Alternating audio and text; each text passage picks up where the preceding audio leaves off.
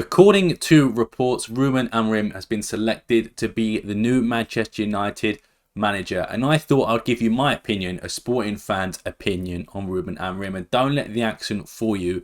I am indeed a sporting fan. My family is Portuguese. I supported sporting on my 25 years on this planet. So I will give you sort of, I'll say unbiased, but I'm probably going to be quite biased in this video to Ruben Amorim.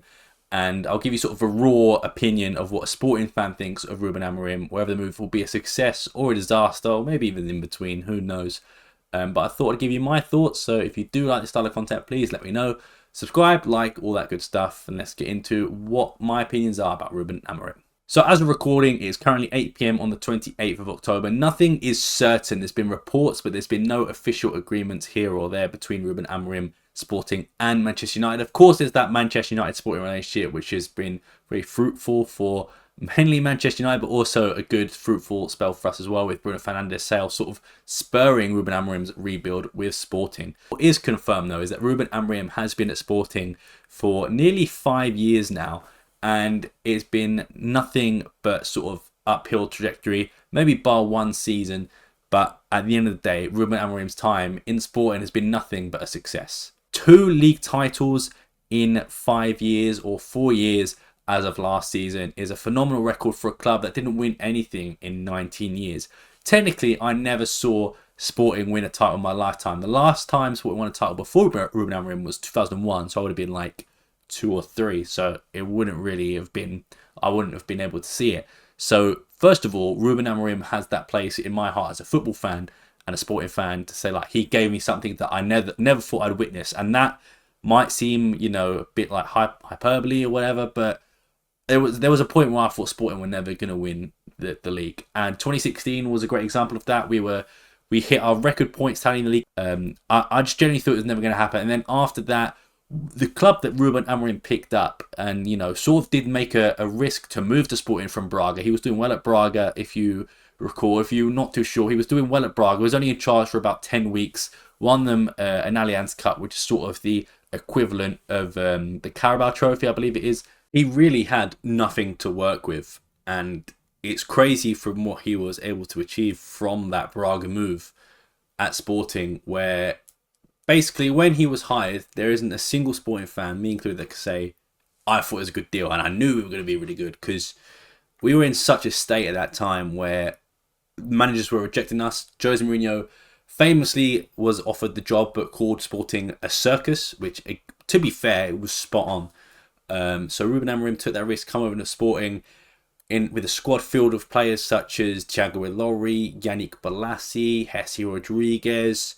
I'm just trying to think of some more. Renan Ribeiro, Rodrigo Battaglia, guys that were just average at best. Some of them in there not even average at best. Guys like Laurie, Rafael Camacho were the highest paid players in the squad. Even still in 2023, last year, they were still the highest paid players in the squad, and we had players like Gyökeres, Trincao, Pedro Gonçalves. Like, that's how crazy the board was without sort of Ruben Amorim to help them in that scenario.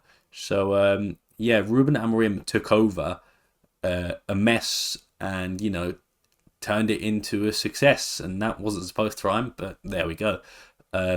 But just to see what he done in his first ever season at Sporting. So firstly, on the player sales, as soon as he came in, he was ruthless. He got rid of anyone that he didn't think could contribute to this team. Starting off with Stefan Ristovski, one of the right backs that we had in our club for almost 5 years, consistent starter, was frozen out due to poor training and was gone. Christian Borja was sold to Braga in sort of a swap deal with Paulinho, which we'll get to. Luciano Vieto was sold to Al Hilal in Saudi Arabia for 7 million. Mateus Pereira was sold to West Brom for 8.25 million. Marcos Acuna was sold for 11.25 million. And Wendell was sold for 20 million. Getting high earners off the books and getting rid of Deadwood. In terms of sales as well, you can add the loan sellings or free transfers of Alan Ruiz was released, Chico Giraldes was released, Andres Sporar was loaned out, Battaglia, Diaby, Dumbia, Camacho, Misic, Diaby, Eduardo Enrique, Thiago Ilori, Bruno Gaspar, Mateus Oliveira, Ivanildo Fernandez, Pedro Mendes were all loaned out because they just weren't good enough and he couldn't sell them, so he loaned them out instead and replacing them with just some fantastic players. just for a start, the promotion, all these players were in the reserve team that could have been called up by any other manager over the last year, but weren't. Gonzalo Inacio, Thiago Tomas, Daniel Bragança, Nuno Mendes, Eduardo Quaresma, just guys sitting there who are now either fantastic players in their position. Some of them are still at Sporting, some of them have moved on and still had decent careers, but they were all just sat there at Sporting. But bringing in guys like Mateus Reis, Pedro Porro, of course, turned into be a fantastic player for us on a loan at the time. João Mario came in alone and it didn't work out too well, so he went to Benfica afterwards, but still fantastic. Brought in leaders like João Pereira, Antunes, Antonio Adan, who was our goalkeeper for 4 seasons, winning 2 league titles, Nuno Santos, Vidal, Tabata, Pedro Gonçalves, and Paulinho. Bringing in guys that weren't sort of well known, but Amorim trusted in them and had them, scouted very well. And of course, that turned into a league title. So he took a club that was really on the outs and brought them back in. So yeah, he culled that squad to multi-division, and that was the successful league title. One of the things you've got to know as a Man United fan about Ruben Amorim, if a player does not train to his standards, which are very high, and these players, don't respect the shirt they're wearing and, give 50%, he will drop you, no questions asked. He's done it to fan favourites. I mentioned Ristovski. Everyone loved Ristovski, but Jerry Mathieu, a Champions League winner, one of the best centre-backs at Sporting and in a long time, was also dropped for that same reason. Fan favourite Islam Slimani was dropped for that same reason a few years later because he wasn't training enough and he was moaning on social media and to the press. He said, you know what, no, if you're going to do that, get out of my club and go sit with the B team. So he is ruthless in that standard. But just say what he's done with the club. So he took that awful team in 2019, which hopefully I'll put a screenshot of below. I'll take it the screenshot before he took over, and he turned that into a title-winning team. And he didn't actually spend that much. If you look at the income, he spent a total of maybe 40 million in that season. So, but he made it from the player sales. So it was sort of maybe a negative net spend of like 8 million. No, sorry, a positive net spend of 8 million with the players that went out. And also Bruno Fernandes leaving in January did help because that put 70 million in the bank for us as well to spend that season. So Man United, technically, if you look at it that way, did sort of help us go to a league title. But Ruben Amorim in that season was phenomenal. And then he just carried on. The next season, we finished second, unfortunately. We still, I think, hit like 85 points. One of our records in total. I think our record in total up to that point was 86 points, which is the league I showed you in 2015-16. And then Ruben Amorim got 85 and unfortunately finished second behind a very good Porto team. The next year wasn't as good. We finished 4th in the league, but in his worst season, he beat one of the best Arsenal teams we've seen up until that point. And at that point, we're top of the league. He beat Spurs, who were led by Antonio Conte, who were unbeaten at the point when we faced them, and we beat them 2-0 at the Avalard. He's great in big games in Europe. He beat Borussia Dortmund 3-1, who had Erling Haaland and Bellingham, and we beat them 3-1. And he is responsible for getting Sporting into the Champions League round of 16 for the first time in 10 years. Unfortunately, we did come up against Man City, who battered us 5-0, but the less said about that, the better.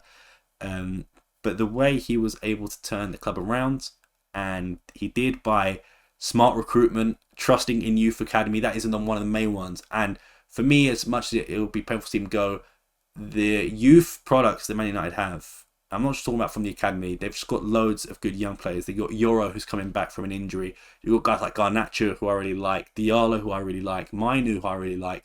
You've got loads of good players there. And Ruben Amorim, he doesn't care how old you are in that position. If you're good enough to play, you're good enough to play. He doesn't care if you're 17 or 27 or 37, he'll play you. And a good example of that is Giovanni Kenda. Now this season, Giovanni Kenda is a 17-year-old, no first team experience, started at right back against Porto in the Supertaça. We did lose that game, but he scored and he's been playing ever since. He is 17 years old, playing every single game, has improved game upon game, and Ruben Amorim recognises that and plays him every game. Like I said, he's not going to see a good prospect, have a good game, and then be like, you know what, you're not playing anymore.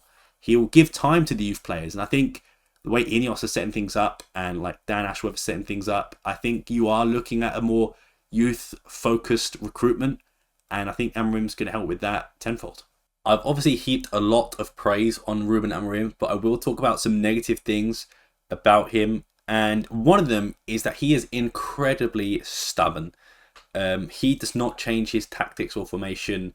Up until last year, to be fair, he improved a lot, but he just did not want to adapt to what he was seeing. He wanted to keep the same system because it would work eventually.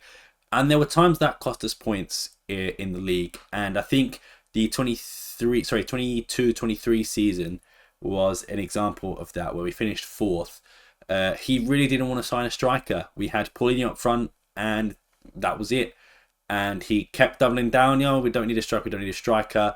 And then Paulinho got injured, and there was no one. So in came Youssef Chimiti, someone who was later sold to Everton, was from the youth academy, but genuinely was not that good. And that could have been avoided if he just wanted to sign a striker. And he kept doubling down. There was a quote that he said, well, I want a title with Paulinho and Thiago Tomas, but we didn't. Sporting never won titles with Lietzen or Slimani or Bastost, and it was just like, you're just being stubborn. And then guess what? Next year he signed a striker to compete with Paulinho and Gyökeres, and look what happened. We won the league, and we were the best team in the league. And I feel that it's going to be something to do with age and him just sort of having to adapt, and he will learn that very quickly at Man United as well. In terms of adapting on the fly, I don't know. One of the things that's very interesting to me is that I don't know what formation he's going to rock with in United. Is he going to stick to sort of his 3-back formation that he's done at Sporting, or is he going to swap up? He's not really changed that much from the Sporting formation, but like I said, he's been given the time and the players to mould in that formation. I don't think you can expect him to come in and be like, okay, I'm changing things mid-season. You've been playing in a 4-back, now you're going to play in a 3-back or a 5-back, whatever you want to call it. And, you could have Luke Shaw playing left wing back and running up the wings, or Malacia, or, I don't know, Ahmed Diallo playing as a wing back or something like that, Garnacho. I don't know if that's going to work. I don't know if he, in that sense, is going to be right for the job right now. But yeah, he's quite stubborn in his ways. In terms of other negatives, there's not really that many, I would say. Apart from that, he's a very good man manager. Like, he's very well spoken, speaks English as well, which is obviously helpful, but he always knows what the right things are to say. And he's an honest man as well. He will be the first one to say, look, I've messed up, it was me. He never throws players under the bus. He always will take responsibility, and I think that's a sign of a great leader. He was a captain at Benfica and I believe at Braga before he became a manager. And I think he has that sort of captain leadership as a manager as well, sort of leading the club and not blaming anyone, taking responsibility like a captain and a manager would. So, yeah, in terms of negatives, generally there's not that many. But that was just a few there. What Amorim had to do was rebuild, and he did that. And I think he's going to have a similar job at Man United, looking at the squad. No disrespect to any Man United fans, but you look at the squad, and I think you've been clamouring for a rebuild for ages. Is Ruben Amorim the right man for the job? I don't know. And that might be a bit of a cop-out answer, but I would lean more towards no than yes. The thing is with Man United, from what I've seen as an outsider looking in, and I will say I watch more Liga Portugal than I do the Premier League, so this might be sort of a casual take, but from what I've seen in the last years, the Man United job seems to be sort of a poison chalice for whoever takes it. Ever since Sir Alex left, David Moyes, Van Gaal, Mourinho, Ranić, Solskjaer, and now Ten Hag, they weren't really given a lot of time to do stuff. Even some successful ones, obviously Mourinho won the Europa League, even Ten Hag just won two FA Cups, I think, or an FA Cup or something like that. So, yeah, they did get time, but I think with Ruben Amorim, you're going to need a lot of time. The thing with his rebuilding method, what happened at Sporting? Let me set the time back to 2020, before COVID, before the pandemic. I mentioned the players that we had earlier. It includes guys like Thiago Ilori as well, who was one of the highest paid players at the club. Rafael Camacho was the same. Bought in for 4.5 million, highest paid player at the club. Guys like Vieto, Wendell, and he got rid of them all. He promoted the youngsters. Nuno Mendes, of course, was one of them that come up. Gonzalo Inacio, Eduardo Quaresma, Thiago Tomas, to name a few. Pelinha came back on loan from Braga, who Ruben Amorim looked like he wasn't going to have him because he wanted to leave. And then Pelinha managed to stay and was one of the caveats for that title-winning season in 2020-2021. But if you look at that season, nothing was expected of Sporting. It was sort of a no pressure season. No one expected miracles, and that was a miracle that happened when we won that title. It was a complete miracle. No one expected it, and people always use the caveat of COVID season, bubble season, like they do for like the Lakers and stuff like that. There was no fans, blah blah blah. But then 2 years he replicated exactly the same feat by winning the league again. So I would say that rebuild that he first did was sort of out of the blue. Not out of the blue, but like to win the title was out of the blue. And I don't think Man United fans should be expecting the same sort of level of rebuild and success straight away. I think there's a lot of work to do at Man United, and Ineos have sort of started the fact. Dan Ashworth coming in as a sports director. I do think Amorim and Ashworth will be a fantastic combo. When Ruben Amorim came in, Pedro Gonçalves came within the league. Manuel Ugarte came within the league. Nuno Santos came within the league. Other players, from outside, not like unknown players, but like Gyökeres was a risk and it paid off. You've got guys like Hjulmund as well, who again, they weren't unknown players, but they weren't, so highly coveted around Europe as they are now. You've got guys like De Bast, Diamonde, sort of the unknown hidden gems that now, still, even both of them, I think, under the age of 22, just absolutely fantastic as well. You've got the promotion from Youth Academy, like I said as well. Like Giovanni Kenda this year has been phenomenal. He's been linked to Man United before Amorim was actually appointed. So be interesting to see what that does. So here lies the sort of golden question. Will this move be a success? And as much as it's a cop-out answer, I don't know. If you were to ask me, like say you have to pick yes or no, I would say yes, on the caveat that he is given some time. We do not see it a lot with football managers these days, especially in the Prem. They are not given time. And I will say, Ten Hag was given time. Ten Hag was given, 2.5 years, 3 years to try and mould his project. And, that just like was the whole Ajax team from like 2021, 2022, which unfortunately, by the way, Amorim lost 5-0 to, but 5-1 even. But we won't talk about that. But yeah, I think he's got to be given time. If you want him to implement his vision of a 3-back or a 5-back, whatever you want to call it, you're going to have to, 1, give him the funds, and 2, give him the time to do so. He is, in my opinion, and like I said at the start of the video, I'm very biased. I think he is one of the best managers in the world. What he has managed to accomplish at Sporting has been a miracle. And, I mentioned it before, he has turned it into a giant, and that was all through him. There is no one else. The signings he made and the mentality that he has installed in not only the club but in the fan base as well means that we can actually expect wins. And what is annoying, he leaves us right now at Sporting being top of the league, going potentially back to back for a league title, top 8 of the Champions League. We've only conceded, I think, 4 goals all season across all competitions, which is insane. We've not conceded in the last 8 league games as well. And he has brought us into this position, and he's probably going to leave. And that means probably the trajectory of sport is probably going to go down for a bit, which is a shame from a Sporting fan's standpoint. But I think Man United fans should and we'll look forward to a very fruitful reign with Amorim. It's going to take time. Don't expect results instantly. At least give him a few transfer windows, please, Ineos. I do think Amorim and Dan Ashworth is a very good combination to have in the team in terms of like the back room and scouting and things. And Man United have got a very good youth academy. I mentioned it earlier as well. Some good youth players there: Yoro, Garnacho, Mainu, Amad Diallo. I'm sure there's a few I'm missing as well. Xerxes, Hoyland. There is a foundation to build there with. If you just give Ruben Amorim some time, and that's what it's going to take. Amorim, I mentioned before, with all the managers I listed, the greatest manager I've ever seen in my club in my lifetime, the greatest sporting manager ever. Even if you ask, people who are older than me, they will say the same. It does hurt that he is leaving mid-season. I feel like he could wait, and hopefully he does. But at the end of the day, football is something, and I've always stood by it, is that it's a job for these people, and these people aren't your friends. They shouldn't be your idols, because at the end of the day, they're going to do what's best for them, and fair enough. It is, you would do the same at the end of the day, I suppose. But unfortunately, he leaves us in a time where it is going to be difficult to recover.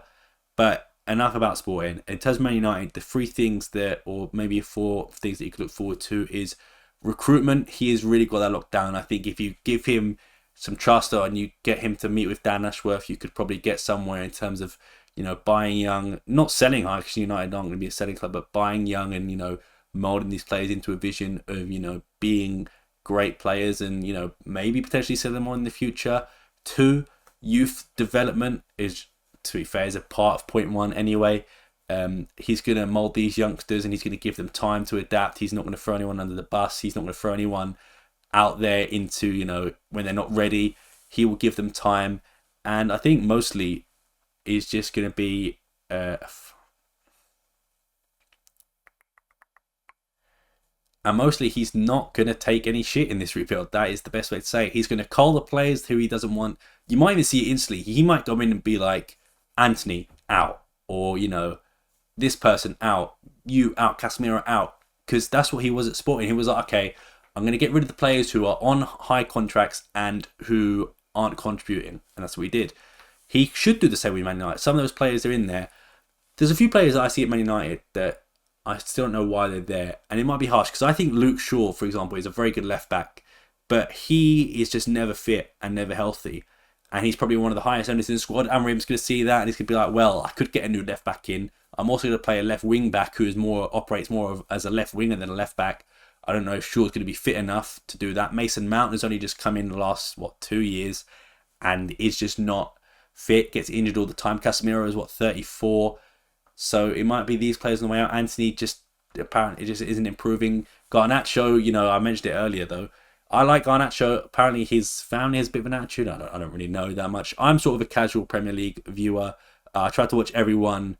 I don't really have a horse in the race, so to speak. But, I'm more of a Sporting fan. I don't really choose to watch anything else apart from League Portugal, to be honest. So I guess I'm a casual in that aspect. Anyway, I'm waffling now. But I think Amorim will be a success for Man United if given the chance. The only option is, though, to give him time. Give him time, give him the funds, give him everything he asks for, give him the sun, give him the moon. Because, Man United are a big club and they are still one of the biggest in the world, but the football results need to show that, and they need to back a manager from start to finish, and we haven't seen that in the past. Hopefully, Amorim can fix United. If he does leave to United, I hope he does fix them. I don't want him to crash out and burn. If he's going to leave us, be good. But anyway, I've been Sam Fonseca. Thanks for watching. What do you think of this video? I'm aware I do ramble quite a lot. It's one of my many bad traits. But if you did enjoy this video, please leave a like, comment, subscribe. If you want to see more videos like this of my football fans' opinion, I would say I have decent enough ball knowledge. I'm not anything, fantastic. But, I feel like I know my stuff, especially about League of Portugal and Sporting. So if you have any questions as well, make sure to follow me on Twitter down below as well. I've been Sam Fonseca. Thank you very much for watching. And I'll see you next time. Peace.